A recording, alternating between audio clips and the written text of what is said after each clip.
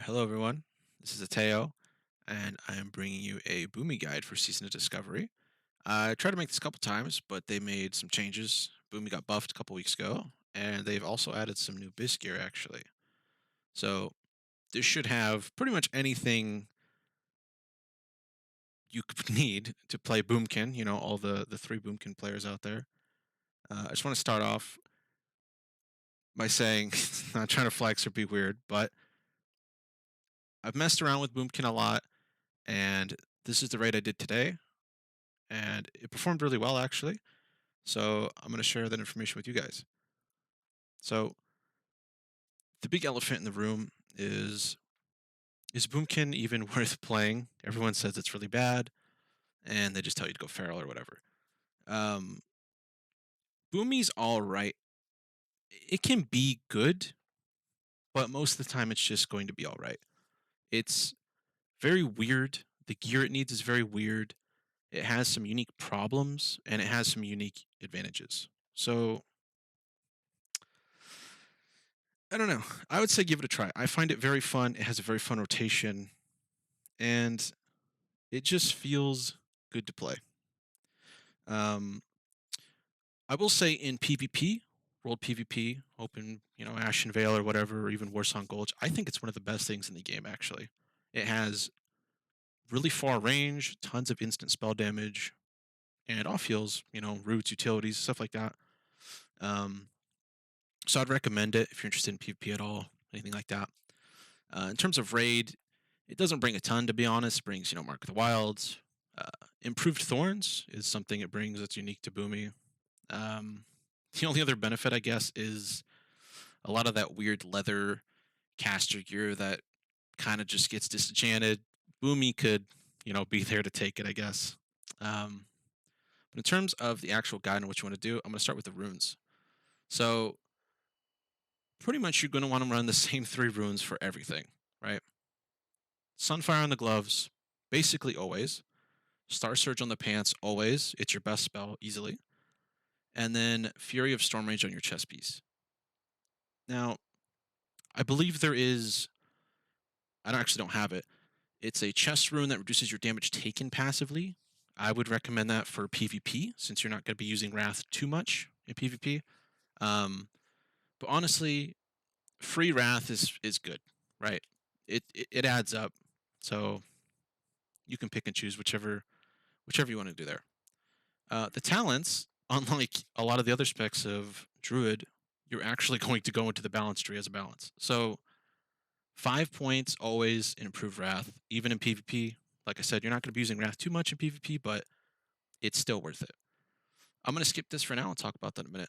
Your next 5 points are always going to be improved Moonfire. Now, Moonfire isn't great on its own, but the reason you're taking that is primarily because this. If you read, there's a kind of a part in all this jumble. It says it benefits from effects that affect Moonfire. So essentially, this is giving you 10% crit and damage on both Moonfire and Sunfire. So it becomes really worth it. You get a bit of a choice with your next couple talent points. I highly recommend Nature's Reach. Basically, this is going to take every useful spell that you cast and give you tons of range. This is useful in raid. It's useful in world PvP. Really, just in general, it's nice quality of life. Following that, you're going to have 3 extra points to put somewhere. You can go improved thorns if you're only doing PvE. It takes thorns from a 9 damage reflect to I believe 15 or 16. It's decent, throw it on your tank. But in general, I like Nature's Grasp.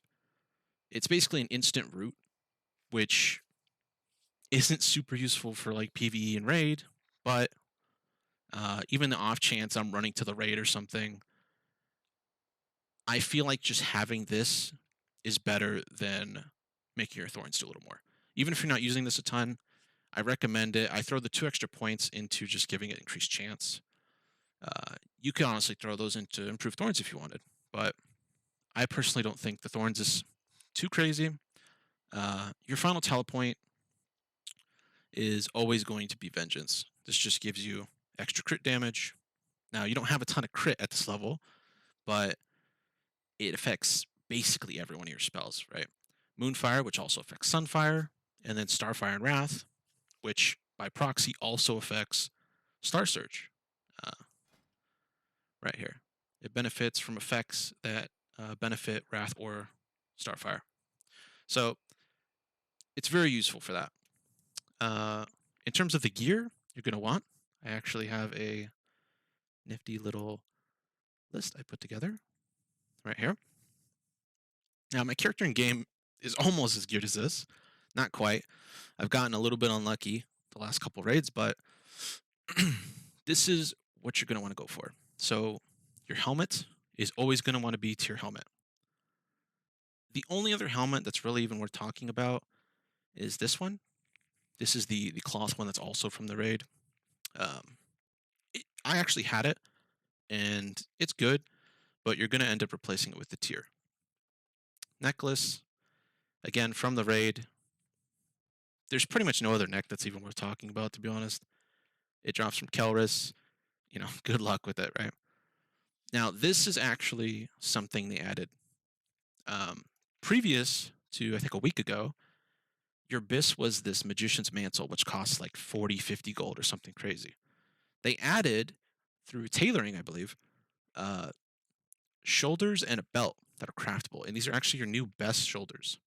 So you can pick these up for probably less than a gold now on the auction house. Or like I did, I just made them. Cloak. Now, earlier I said Boomy's kind of weird. And this is where you'll kind of start to see that. Boomy has a unique situation where it's not very mana intensive due to your runes. Since Wrath is free and Star Surge costs, I think, 4 mana? So you're basically trying to get as much spell power and damage on your gear as humanly possible to, make up for the fact that Boomy doesn't do great damage inherently. So your best cloak is going to be a +9 nature damage. You can go arcane as well, because your Wrath and Sunfire are going to be nature, whereas your Star Surge and Moonfire are going to be arcane. So this is one of those things you can interchange. If you're doing the raid, I would recommend nature damage. If you're going to do PvP, I'd recommend arcane. Moving to the chest, you're always going to want tier chest piece. It gets you the 2 set, and I'm pretty sure this is the only chest that has spell power on it. Yeah, there's the cloth tier, but outside of that, there's nothing. So you're going to want your tier chest. I'm going to be honest with you. If you don't have a lot of this raid gear, Boomy's going to lack a lot. And to help make up for that, you're going to want to buy greens on the auction house that have nature damage. And if you can't get nature damage, arcane damage. Before I had any raid gear, my character was literally almost every single slot was kind of like this cloak. It was just straight nature or arcane damage. So that, if you're not getting lucky or anything like that, going for Argal robes or, the belt or blah, blah, blah, I suggest spell damage greens any way you can get them. Your wrists, again from the raid, these are really the only good wrists. Just some extra spell damage. Now, this staff, this is one of the items I don't have, shocker. It's very rare, but it's easily the best thing. It's not even close. Alternatives, again from the raid, there is this dagger right here off Akumai, and you can combine that with an offhand from Gelahast, which is also in the raid. That serves as a very nice alternative since the staff is so rare. But of course, that's 2 items, right, instead of 1, so that's not very easy to get. Right now, what I'm actually using in-game is a staff that gives you 16 nature damage. It's just a green on the auction house. I recommend trying to get something similar.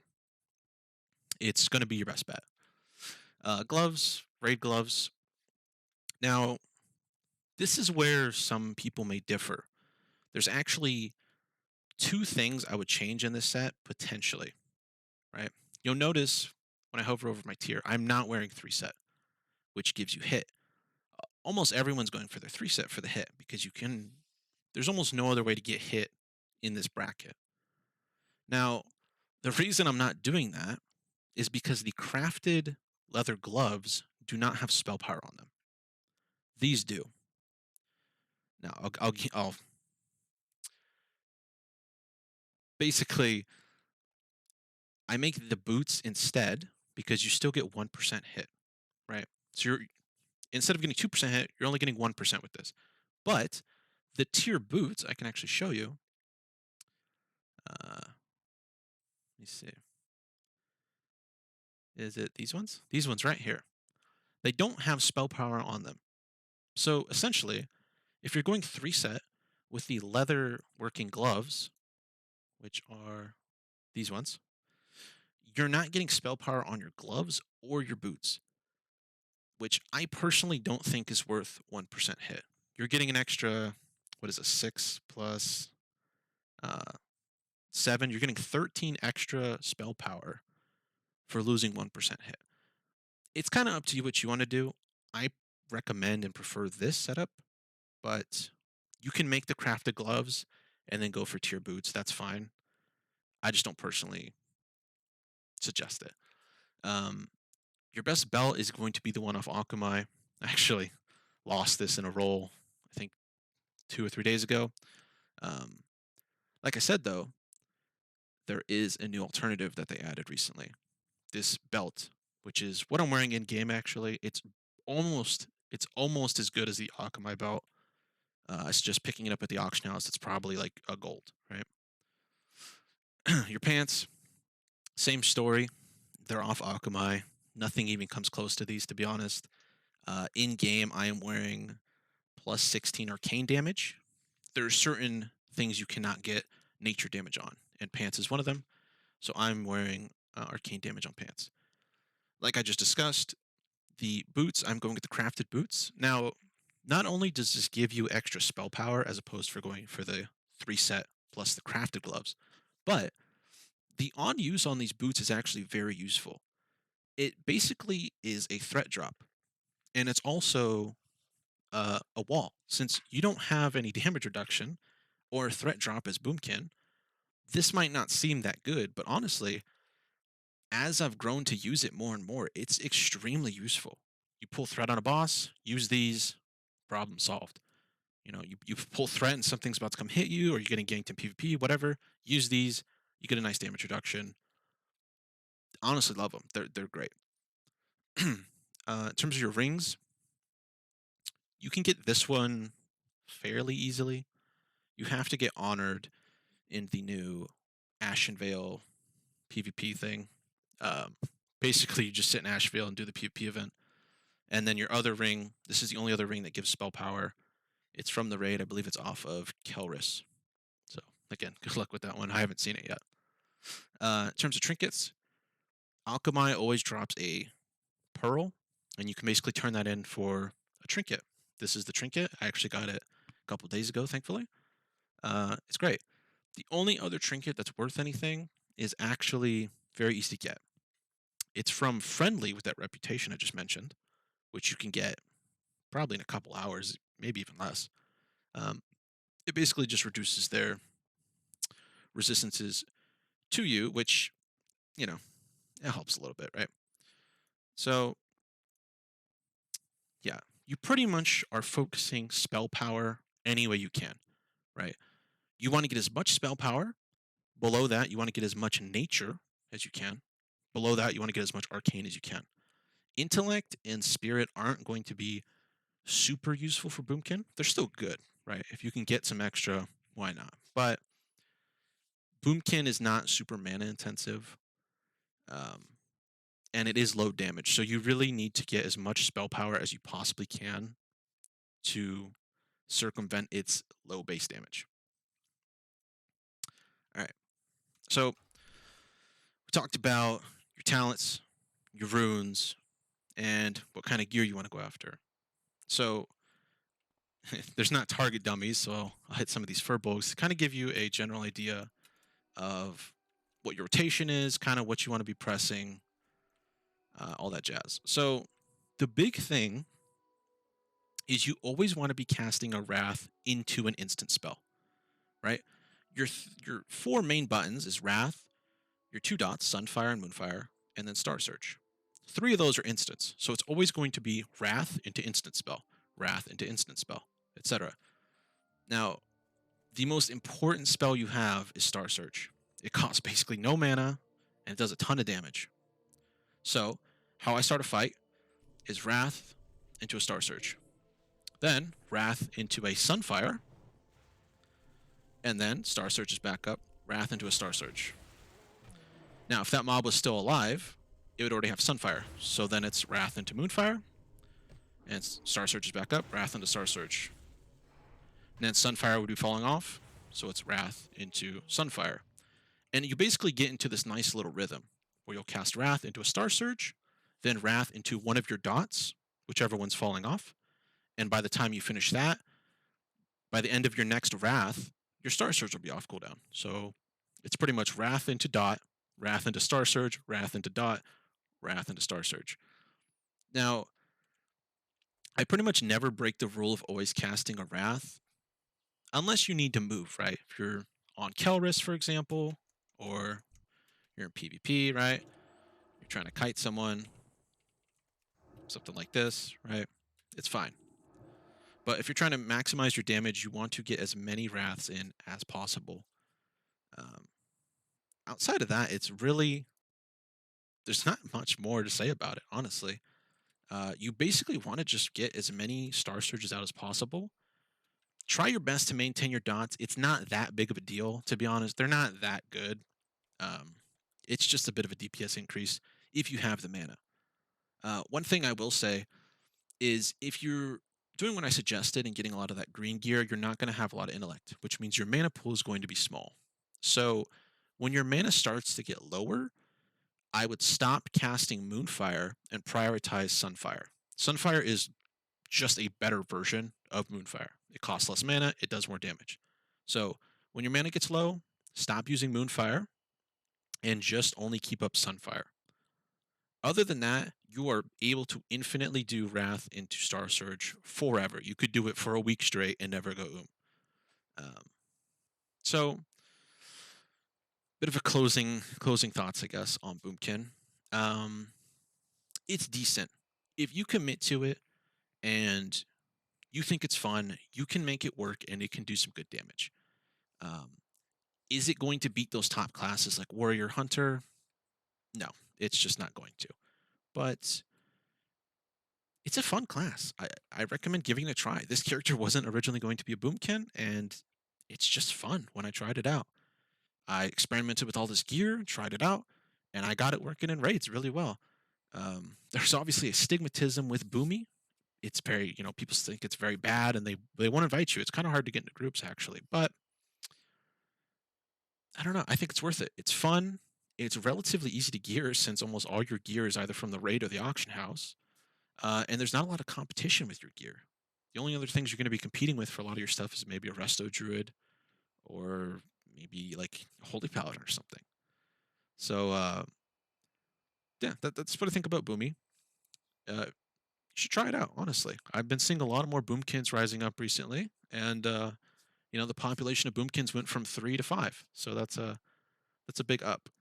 I'll put some things in the description, by the way, if you're curious, like how to get some of those crafted items and some other stuff that I want to throw in there. So check that out if you're interested for more information. But yeah, thank you for watching. If you have any questions, feel free to leave them in the comments. I'll answer them.